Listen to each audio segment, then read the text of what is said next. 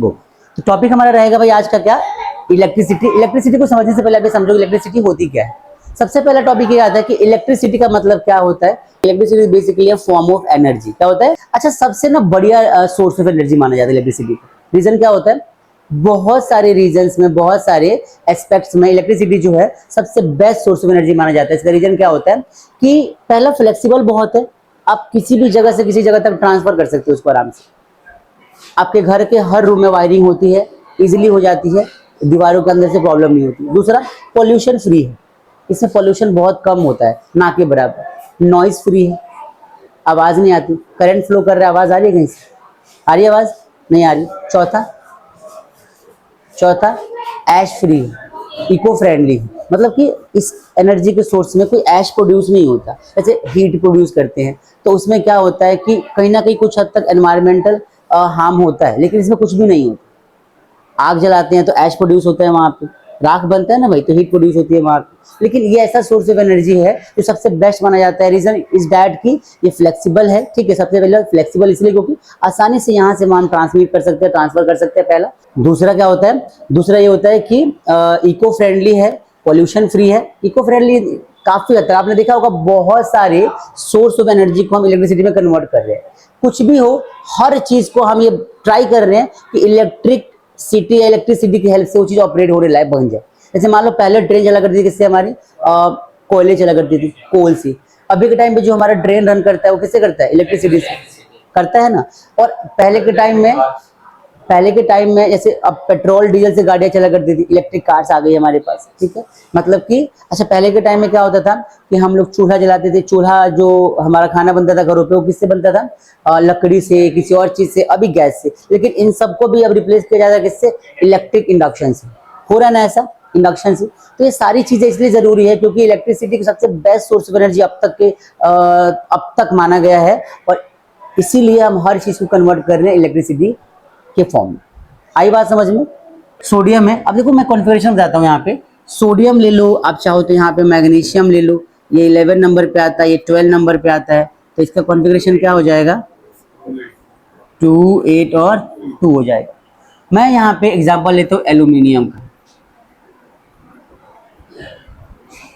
Aluminium जो basically Al होता है, और ये 13 नंबर पे आता है इलेक्ट्रॉनिक कॉन्फ़िगरेशन के अकॉर्डिंग। इलेक्ट्रॉनिक मतलब कि एटॉमिक नंबर 13 होता है, तो कॉन्फ़िगरेशन इसका होता है 2, 8 और 3। इसका स्ट्रक्चरल लेवल समझाता हूँ आपको, ध्यान से देखो। मान लो कि मेरे पास सोडियम है, सॉरी एल्यूमिनियम की बात करेंगे, तो ये मान लो न्यूक्लियस है। इसके बाद पहला ऑर्बिट, दूसरा ऑर्बिट, तीसरा ऑर्बिट, ऐसे बहुत सारे ऑर्बिट्स हैं हमारे पास। अब इसके पास 11 इलेक्ट्रॉन है, तो 11 इलेक्ट्रॉन में से क्या होगा कि पहला इलेक्ट्रॉन, 2 इलेक्ट्रॉन तो हमारे इस वाले ऑर्बिट में आ जाएंगे, बात समझ में आ गई। फिर 8 कहाँ पे आ जाएंगे, यहाँ पे 1, 2, 3, 4, 5, 6, 7, 8 यहाँ पर आ गए। कितने बचे इसके बाद लास्ट में, 3, तो 3 यहाँ पर आ जाएगा, 1, 2 और 3। बात समझ में आ गई। ये 3 जो इलेक्ट्रॉन आपको यहाँ पर दिखाई दे रहे हैं ना, इनको हम बोलते हैं क्या, वैलेंस इलेक्ट्रॉन। क्या बोलते हैं, वैलेंस इलेक्ट्रॉन। वैलेंस इलेक्ट्रॉन का मतलब क्या होता है, वो इलेक्ट्रॉन जो आउटर मोस्ट ऑर्बिट में होते हैं। अब आप सोचोगे सर फिजिक्स पढ़ा रहे थे, केमिस्ट्री में कहाँ से आ गए, तो बेटा ये सारे कॉन्सेप्ट आपस में इंटर रिलेटेड है, ध्यान से समझो एक बार, ठीक है। ये जो पार्ट है हमारा ये वाला, इसको बोलते हैं वैलेंस ऑर्बिट। क्या बोलते हैं इसको, आउटर मोस्ट वैलेंस ऑर्बिट बोलते हैं, ठीक है। मान लो ये जो एटम है, ये पूरा का पूरा क्या है हमारे पास, एटम। किसका एटम है, एल्यूमिनियम का। तो एल्यूमिनियम के एटम को किसी रीजन से मान लो एनर्जी मिली, हीट मिल गई, कोई सोर्स ऑफ एनर्जी के कांटेक्ट में आ गया, ये इसको एनर्जी मिली, और जैसे एनर्जी मिलेगी क्या हो जाएगा, ये सारे इलेक्ट्रॉन यहाँ से बाहर निकल जाएंगे, आउटर मोस्ट ऑर्बिट को छोड़ के कहाँ जाएंगे, बाहर आ जाएंगे। और बाहर आके कहाँ आ जाएंगे, ये आ जाएंगे फ्री इलेक्ट्रॉन बन के। कहाँ पे, जब ये आ जाएंगे एनवायरमेंट में। बात समझ में आ गई। मतलब कि जब तक ये किसी एटम के अंदर है, ये एक मतलब कि एक जगह पे फिक्स्ड है, ये इससे बाहर नहीं जा सकता। लेकिन जैसे किसी सोर्स ऑफ एनर्जी के कांटेक्ट में आया, इलेक्ट्रॉन बाहर है, ये फ्री इलेक्ट्रॉन बन गया। और फ्री इलेक्ट्रॉन बनने का मतलब क्या होता है कि ये आसानी से, इजीली से कहीं भी मूव कर सकता है, कहीं भी मूव कर सकता है, और इसी के मूवमेंट की वजह से करंट की फॉर्मेशन होती है। ऐसा इसीलिए एल्यूमिनियम या जितने भी हमारे कंडक्टर्स होते हैं मेटल वाले, वो सभी क्या करते हैं, इलेक्ट्रिसिटी कंडक्ट कर पाते हैं, because they have free electrons in them. आई बात समझ में? इनमें क्या होता है, फ्री इलेक्ट्रॉन्स होते हैं, और इसी की वजह से metals and conductors are specially specialized for the conduction of electricity. बात समझ में आ रही सबको? Yes no? तो इसके बाद ध्यान से देखो, तो ये था हमारा क्या कि इलेक्ट्रॉन कैसे इलेक्ट्रिसिटी कंडक्ट कर सकता है जब वो फ्री स्टेट में आता है, फ्री एनवायरनमेंट में आता है, कब एटम से बाहर आता है किसी रीजन की वजह से। बात समझ में आ गई? अब ये जो इलेक्ट्रॉन है, सबको समझ में तो आ रहा है ना? किसको नोट करना हो तो कर सकते हैं यहाँ से, लेकिन बाद में कर लेना, अभी नहीं, अभी मैं स्क्रीन शेयर कर दूंगा, ठीक है? ध्यान से देखो। अब क्या है यहाँ पर आप ये देखो कि on the basis of on the basis of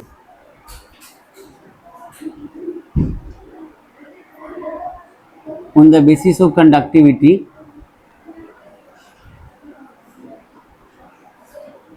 materials are of three types.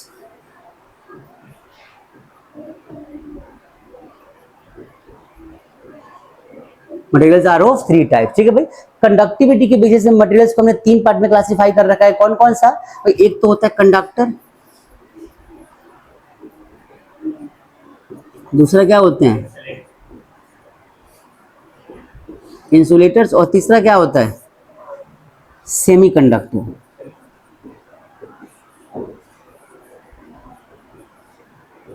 आई बात समझ में? ध्यान से समझो। कंडक्टर्स मतलब कि वो सारे मटेरियल्स जिनमें फ्री इलेक्ट्रॉन्स अवेलेबल होता है और जो आसानी से इलेक्ट्रॉन्स करंट को फ्लो करा सकते हैं, उन सभी को हम क्या बोलते हैं, कंडक्टर्स। क्या बोलेंगे? ऑल द मेटल्स और all the materials which have free electrons in them to conduct electricity, they are normally termed as conductors. आई बात? तो क्या बोलेंगे इसमें कि दे हैव फ्री इलेक्ट्रॉन्स,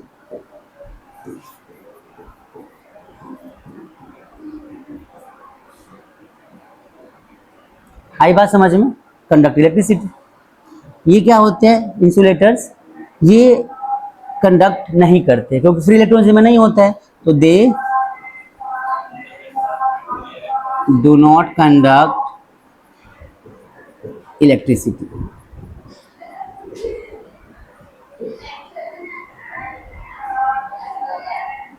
आई बात समझ में? अगर हम सेमीकंडक्टर की बात करते हैं तो ये थोड़े अलग होते हैं, पार्शियल कंडक्टर्स होते हैं। अगर ये they are partially conducting in nature, conducting in nature. अब ध्यान से समझना, एग्जाम्पल भी समझाता हूं, लेकर समझना, ठीक है? एग्जाम्पल को समझो कि पार्शियल का मतलब क्या होता है कि अगर ये प्योर फॉर्म में है,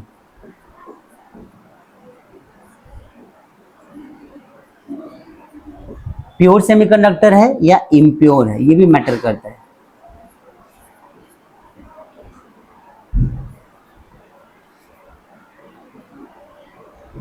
अगर प्योर सेमीकंडक्टर है तो ये क्या करेगा, नहीं करेगा, नो कंडक्शन।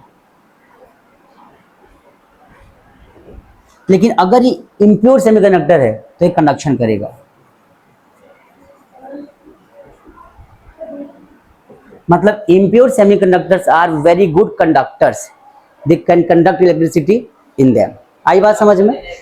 सॉरी, बहुत सारे, जैसे सिलिकॉन देखा होगा आपने, पार्शियल कंडक्टर्स होते हैं, लेकिन इसमें कुछ इंप्योरिटीज हम ऐड कर देंगे, आर्सेनिक ऐड कर दिया इसमें, तो आर्सेनिक सिलिकेट बन जाता है जो कि इलेक्ट्रिसिटी कंडक्ट कर सकता है। ठीक है, आप इसके बारे में आगे आगे हाई क्लास में पढ़ोगे, अभी के लिए इतना समझो आप, ठीक। तो कंडक्टर्स में क्या होता है, free electrons in them, so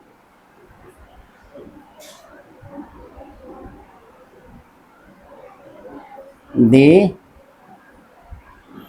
conduct electricity.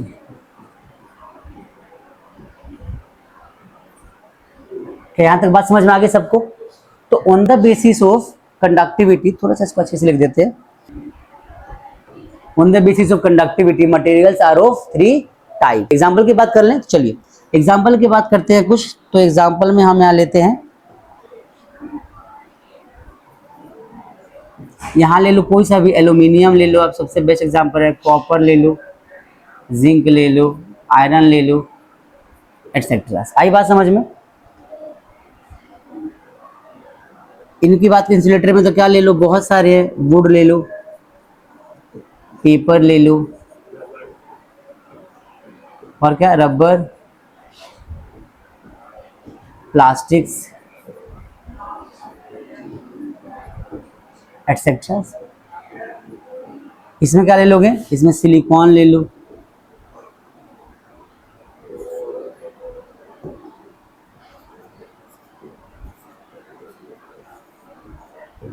Gallium ले लो, ये सारे। ठीक है भाई, एलॉय की बात हम आगे करेंगे, एलॉय क्या होती है, वो किस तरीके से बनते हैं। सेमीकंडक्टर जो होता है ना, इंसुलेटर और कंडक्टर, सेम मटेरियल हमारे तीन टाइप के एग्जिस्ट करते हैं। एलॉय तो हम बनाते हैं, नेचुरली ऑकरिंग मटेरियल्स की हम बात कर रहे हैं। आप ये मटेरियल्स वो होते हैं जो नेचुरली हमें मिलते हैं। तो on the basis of conductivity, naturally occurring materials are of three types, right. कौन कौन से होते हैं भाई ये? तो नेचुरली ऑकरिंग मटेरियल्स की हम बात करें वो तीन टाइप के होते हैं, लेकिन एलॉय की बात करते हैं, एलॉय को हम खुद बनाते हैं। Alloy is the combination of two or more metals and non metals. Basically alloy is a homogeneous mixture of two or more metals and non metals. तो एलॉय को बनाना पड़ता है, लेकिन हम यहाँ पे नेचुरली ऑकरिंग मटेरियल्स की बात कर रहे हैं, वो हमारे तीन होते हैं। क्लियर हो गया सबको? चलिए अब हम बात करते हैं चार्जेस की। किसकी बात करेंगे? चार्ज। चार्ज की बात करो या ऐसे करो क्या कि क्वांटाइजेशन होती है। यहाँ से चैप्टर की प्रॉपर शुरुआत हो रही है। इससे पहले तो बेसिक्स था हमारे चैप्टर का, ठीक है। टॉपिक का नाम रहेगा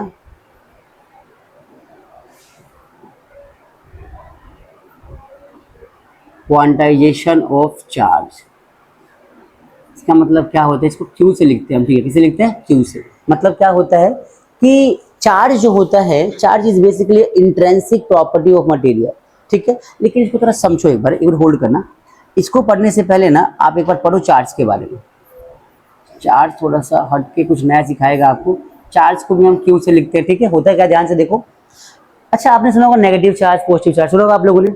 कभी नोटिस किया कि होता क्या है, आते कहाँ से, क्या होते हैं चार्ज? कभी नोटिस किया हम लोगों ने? तो देखो इसके बारे में समझो। चार्ज भी जैसे कि ये एक मटेरियल है, इसका 100 ग्राम का मास होगा या 200 ग्राम का मास होगा मान लो। तो मास क्या है, इसकी प्रॉपर्टी कि इतने ग्राम का है।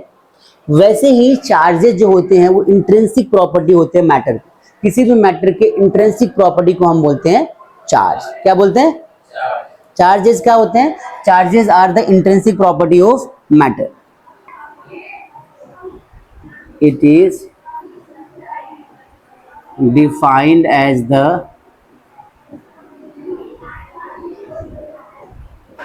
intrinsic property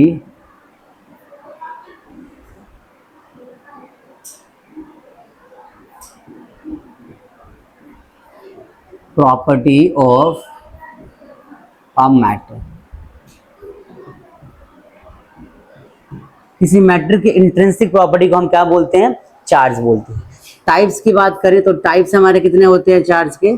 चार्ज हमारे दो टाइप्स के होते हैं। कौन कौन से? एक होता है पॉजिटिव चार्ज और एक होता है नेगेटिव चार्ज, ठीक है। मतलब क्या होता है, ध्यान से सुनो। पॉजिटिव चार्ज को हम बेसिकली क्या बोलते हैं? कटायन। और इसको क्या बोलते हैं? अनायन, ठीक है भाई। आगे देखो, पॉजिटिव चार्ज नेगेटिव चार्ज तो समझ में आ गया। इनकी प्रॉपर्टीज की बात करें तो क्या हो जाएगा? प्रॉपर्टीज में क्या होता है, कोई भी एक चार्ज है, ठीक है, कोई भी एक चार्ज है, तो ये चार्ज अपने आसपास में ना एक इन्फ्लुएंस दिखाता है, राइट। कोई भी चार्ज अपने आसपास में इन्फ्लुएंस दिखाएगा। मतलब कि मान लो प्लस का चार्ज है, माइनस वाले को खींचने की कोशिश करेगा अपनी तरफ, और माइनस वाला तो क्या करेगा, प्लस वाले को अपनी तरफ अट्रैक्ट करने की कोशिश करेगा। तो चार्जेस क्या करते हैं, एक दूसरे के ऊपर एक फोर्स एक्सर्ट करते हैं, चाहे वो अट्रैक्टिव फोर्स हो चाहे वो रिपल्सिव फोर्स हो। तो चार्जेस की प्रॉपर्टी क्या होती है कि सेम चार्ज एक दूसरे को क्या करता है, रिपेल करते हैं, और चाहे वो माइनस का ही क्यों ना हो, ये भी क्या करेगा, रिपेल करेगा। लेकिन जब अपोजिट चार्ज की हम बात करते हैं तो क्या करते हैं, अट्रैक्ट। हाँ जी, उनमें मैग्नेटिक पोल्स होते हैं। तो क्या लिखोगे यहाँ पे, पहली प्रॉपर्टी सेम चार्ज या similar charge. Similar charges repel और दूसरा क्या लिखोगे, ऑपोजिट चार्जेस अट्रैक्ट्स। आई बात समझ में, ये इनकी बेसिक सी प्रॉपर्टी है चार्जेस की। क्लियर हो गया सबको? श्योर है आप लोग यहाँ तक? Any doubt? पक्का? चलो, तो इसके बाद हम नेक्स्ट पार्ट करते हैं जहां पे पढ़ेंगे क्या, quantization of charge.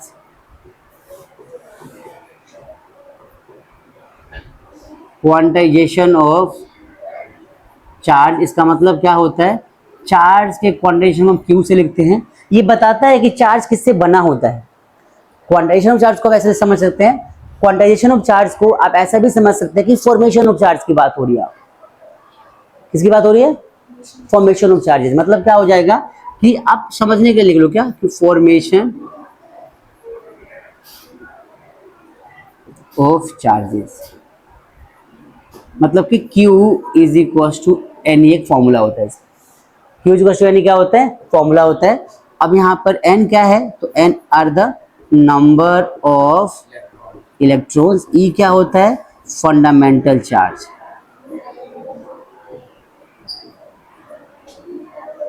Fundamental charge मतलब क्या होता है, E की जो वैल्यू होती है 1.6 इंटू 10⁻⁻19 कूलम के बराबर होती है। किसी भी बॉडी पे, किसी भी मैटर पे मिनिमम चार्ज जो आ सकता है, that is charge of electron 1.6 into 10⁻⁻19 coulomb की वैल्यू होगी उसकी। मिनिमम चार्ज जो होता है इसको बोलते हैं क्वांटम ऑफ चार्ज। क्या बोलते हैं इसको? Quantum of charge. क्या बात समझ में आ गई? क्वांटम ऑफ चार्ज वो मिनिमम चार्ज होता है जो किसी बॉडी के ऊपर एग्जिस्ट कर सकता है, जो कि एक इलेक्ट्रॉन के चार्ज के बराबर होता है। इसको फंडामेंटल चार्ज भी कहते हैं। क्या बोलते हैं इसको?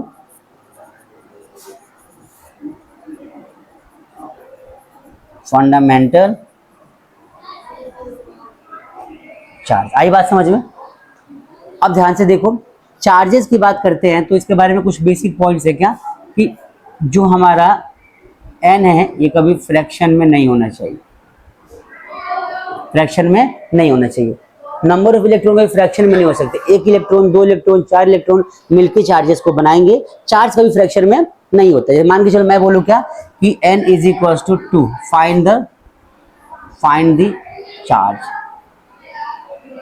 हम लिख सकते हैं Q is equal to n ही लिख सकते हैं। n कितना हमारा 2 है, E कितना है, E कितना है 1.6 इंटू 10⁻⁻19 कूलम, मतलब कि 3.2 इंटू 10⁻⁻19 कूलम। ये हमारा चार्ज बन गया कितने में, 2 इलेक्ट्रॉन्स में। आई बात समझ में? 2 इलेक्ट्रॉन में इतना चार्ज बन गया। एक इलेक्ट्रॉन में कितना चार्ज है, इतना चार्ज है। तो n is the number of electrons. कितने इलेक्ट्रॉन्स की बात हो रही है? 16 2 32, 16 2 32, 3.2। आई बात समझ में? ये कॉन्सेप्ट है। आगे देखो ध्यान से। अब यहाँ पे जो बेसिक चीज समझना है आपको क्या, Q के बारे में। देखो Q क्या होता है हमारा, Q होता है चार्ज, ठीक है। इसका SI यूनिट क्या होता है, SI यूनिट इज कूलम, ठीक है। इसको हम C से लिखते हैं। आई बात समझ में? तो चार्ज मान लो आ गया 10 कूलम चार्ज है। ऐसे मान के चलो कि कुछ चार्ज हमें दिया है, तो उसको हम जब रिप्रेजेंट करेंगे तो किस में रिप्रेजेंट करेंगे, C में, कूलम। आई बात समझ में? यहां तक क्लियर सभी को? Any doubt? श्योर? पक्का? एक क्वेश्चन ट्राई करते हैं, ठीक है। आ जाओ, क्वेश्चन टाइम है।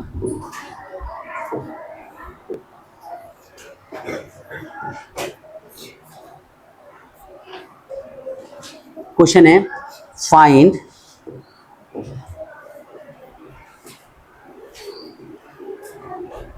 Find the number of electrons presents in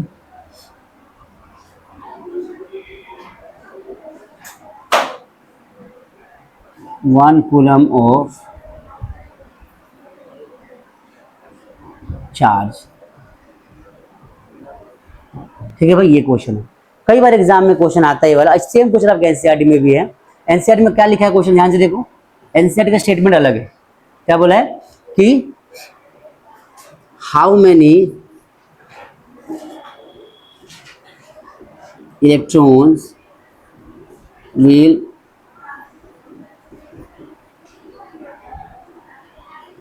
constitute 1 coulomb of charge. ये क्वेश्चन दोनों सेम ही है, बस स्टेटमेंट क्या है थोड़ा चेंज कर रखा है। अगर आप इंटेक्स का क्वेश्चन नंबर सेकंड देखो सबसे पहले वाला, तो आपको ये क्वेश्चन मिलेगा। पहले इंटेक्स का सेकंड क्वेश्चन चेक कर लो, आपको एनसीईआरटी में यही मिलने वाला है। ये वाला, ये नीचे वाला बेटा, थर्ड या सेकंड क्वेश्चन देखो, इंटेक्स ये होता है बॉक्स वाला।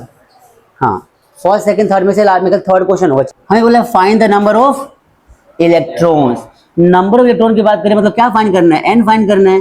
तो देखो सोल्यूशन की अगर हम बात करते हैं तो लिखो Q is equal to n ही पढ़ा हम लोगों ने। अच्छा एक चिड़िया लग रहा है, तो Q is equal to n ही पढ़ा है, तो हमें एन निकालना है। एन इज इक्वल टू क्या हो जाएगा, Q अपॉन में E हो जाएगा। और Q की वैल्यू पता है 1 कूलम दे रखा है, E हमारा 1.6 into 10⁻⁻19 coulomb is equal to n. आई बात समझ में, is it clear to all? अब कुछ नहीं करना है यहाँ पे, बस डिवाइड कर देना है इसको। सी से सी का कट जाएगा, सी से सी का कटेगा भाई, मतलब सी से सी कट जाएगा, ऐसे समझ लो।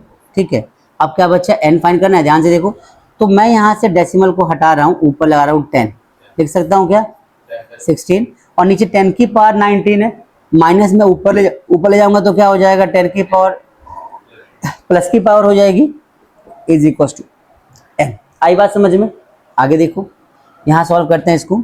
तो अब यहाँ से मैंने क्या कर दिया, ये 10 है, 16 से 10 तो कटेगा नहीं, तो मैंने यहाँ से एक जीरो यहाँ पे कैरी कर लिया, तो 100 हो सकता है, होगा ना भाई। मैं लिखूँ अगर 10 की पावर 2, और मैं लिखता हूँ 2 इंटू 10 की पावर 3, सुन सही बताइए, 2 इंटू 10 की पावर 3 लिखा मैंने, तो मैं लिख सकता हूँ 20 इंटू 10 की पावर 2 लिख सकता हूँ, या लिख सकता हूँ कि 200 इंटू 10 की पावर 1, या लिख सकता हूँ 2000। सब तो एक ही चीज़ है, नहीं समझे?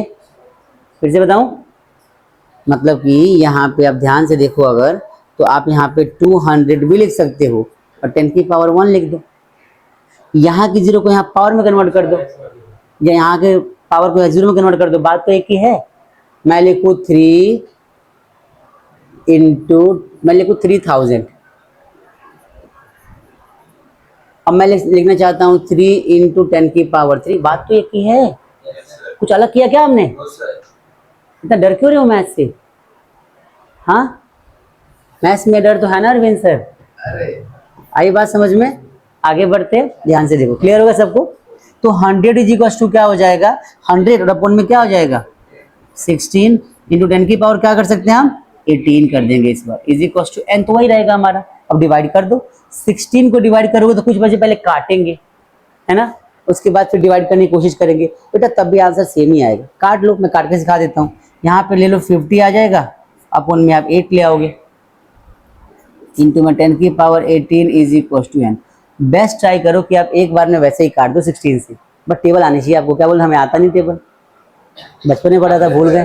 तो यहाँ पे डिवाइड कर लो, आप सीधे डिवाइड कर लो, और छोटा कर लो, और छोटा कर दूं 25 अपॉन में 4 into 10 to power 18 is equal to n. अब कर दो, 6 टाइम्स में कटेगा 24, 4 6 24, यहाँ पे क्या बचेगा 4 के टेबल से मैंने काउंट किया, 6 टाइम्स में 25 में से 24 काट दिया, क्या बचा, मैंने लगा दिया डेसिमल, 0 बन जाएगा, 4 2 जा 8, अब 2 बचा, 2 पे जो लगा तो 4 5 जा into 10 to power 18 is equal to n. क्या बात समझ में आई सबको? पक्का समझ में आ गई बात? तो ये आपका क्या आ गया भाई, ये आपका आ गया यहाँ पे number of electrons in 1 coulomb of charge. एक कूलम चार्ज में इतने नंबर ऑफ इलेक्ट्रॉन्स अवेलेबल होते हैं। क्या बात समझ में आई? यस और नो? ये बेसिक सा क्वेश्चन आपके एग्जाम में कई बार 3 नंबर में आ जाता है। अगर मैंने इसको 10 से इंटू करते हो उस तरह से तो कर सकते हो, बट ये सिंपलेस्ट फॉर्म में तो क्या करोगे इसमें, मतलब ज्यादा और करोगे तो फिर कॉम्प्लिकेट हो जाएगा। ये सिंपलेस्ट फॉर्म में इसको इतना रखो। समझ में आया सभी को बेटा? क्लियर है? ये हमारा बेसिक सा कैलकुलेशन। अच्छा मैं क्वेश्चन और देता हूँ, खुद ट्राई करना है, ठीक है?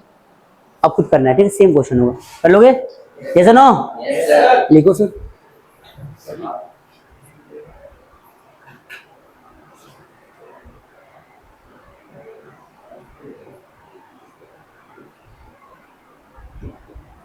number of electrons present in 2 coulomb of charge. एक तो ये वाला क्वेश्चन है, और एक दूसरा क्वेश्चन और लिखो, क्वेश्चन नंबर 3 लिखो, विच हैज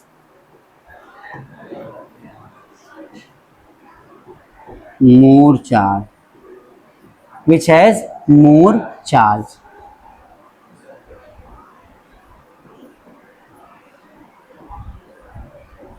वन कूलम और 1 इलेक्ट्रॉन। ये बहुत बड़ा एग्जाम में क्वेश्चन कंफ्यूज करता है बच्चों को, नोट करिए आप, ठीक है, जल्दी करिए, देखो ध्यान से गाइस, चेक करो सॉल्यूशन एक बार। दूसरा क्वेश्चन में calculate the number of electron बोला है, हमसे बोला है calculate the number of electrons present in 2 coulomb of charges, right. तो 2 कूलम चार्ज में कितने इलेक्ट्रॉन्स प्रेजेंट है हमें ये बताने हैं। मतलब फॉर्मूला क्या हो जाएगा, Q is equal to n, e पढ़ा हम लोगों ने, we have to find n, so Q upon में E। बात समझ में आई क्या। Q कितना दे रखा है 2 कूलम, E कितना है हमारा, E तो 1.6 10⁻⁻19 coulomb is equal to n. तो हमें यहाँ पता है कि C से C कैंसिल हो जाएगा यहाँ पे।